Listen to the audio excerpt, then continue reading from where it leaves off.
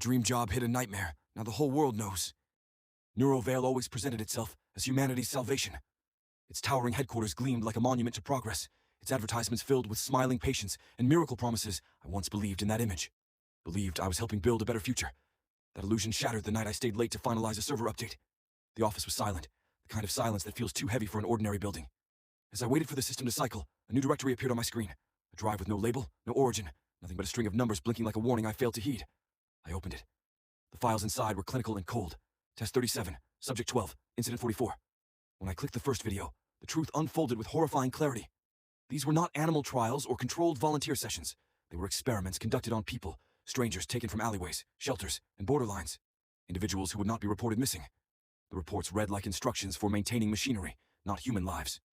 Words such as compliance failure, structural degradation, terminal inefficiency filled the pages. I felt sick. I closed the drive, but the images clung to me long after the screen went black. The next morning, security summoned me. They said nothing about what I had seen. They simply slid an NDA across the table and insisted I sign. Their calm, rehearsed voices told me everything. I had stepped into a place where truth was dangerous and silence was expected. They did not fire me. That was the most unsettling part. They wanted me close, contained. For weeks I moved carefully. Concealing my fear beneath routine, I collected evidence piece by piece. Encrypted emails, medical logs, internal memos.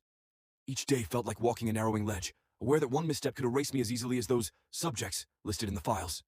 Eventually, I uncovered the purpose of the experiments. Neurovale was not aiming to cure illness. They were engineering a compound designed to weaken human will, an agent that softened resistance, eroded judgment, and made minds malleable. A tool for those who wished to govern without opposition. It wasn't medicine. It was obedience. When I discovered a proposal outlining live field tests planned for 3 major cities, I understood that gathering evidence was no longer enough. The countdown had begun.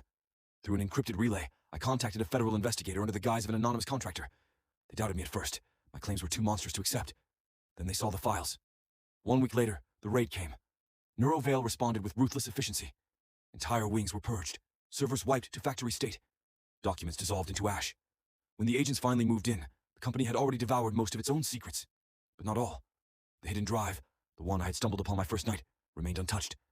I had already backed it up to a cloud server before anyone noticed it was missing, and that single oversight on their part became the cornerstone of the case that destroyed them. The CEO was arrested. Executives fled. The corporation collapsed like a dying star, consuming itself in the dark.